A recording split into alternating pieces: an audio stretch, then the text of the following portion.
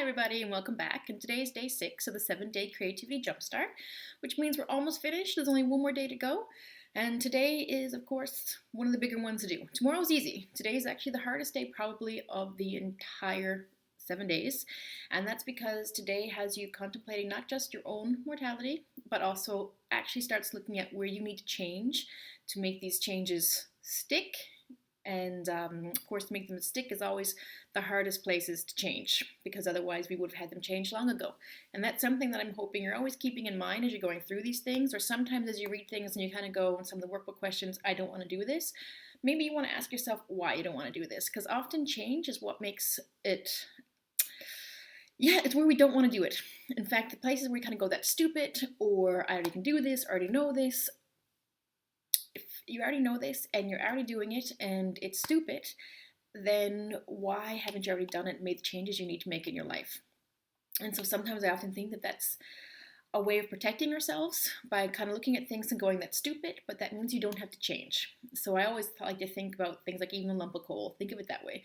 A lump of coal becoming a diamond probably isn't having a whole lot of fun in the process, and can actually be very scary. You might not want to be a lump of coal, you might want to be that diamond, but the actual change means you are no longer who you were beforehand. You're someone completely different, and therefore it's quite normal to actually be afraid of going through this process.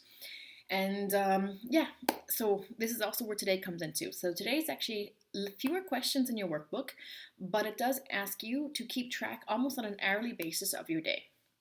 And so today could be a typical day, it could be an abnormal day, it does not matter, because in the end, no one knows when the last day of their life is going to be.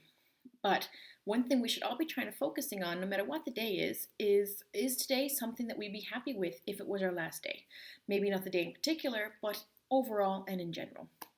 So for example, if today is a particularly stressful day and you're running around and you think this would not be the kind of day I'd want to have my last day as, but no one can pick it, so you don't know what your last day is going to be. But you can also kind of go with, but you know what, even though today wasn't very good, I'm quite happy overall. Yes, I was stressed out, and yes, I wished I could have had more time here, there, whatever, but overall things are quite good. Or maybe you look at the day and you go, you know what, no, today was horrible and I'm ready to cry and I hate this, this, and this about today, and that just means that this is where you need to focus and make your changes. So yes, so that's really what today is. It's about looking at how you can live today while preparing for the future. This is not about selling your house, going crazy, going nuts, moving into an artist retreat for 3 months, and then all of a sudden all your money's gone and you're still alive. And you're kind of going looking around going, wow, Sherry, you're an idiot. Thanks a lot. But that's not what I told you to do at all. What I told you to do is start looking at where the things are on this day that you can change that make you angry. For instance, maybe you're coming home after the full day, you've had a stressful day at the office, or your kids did not let you do a single thing all day.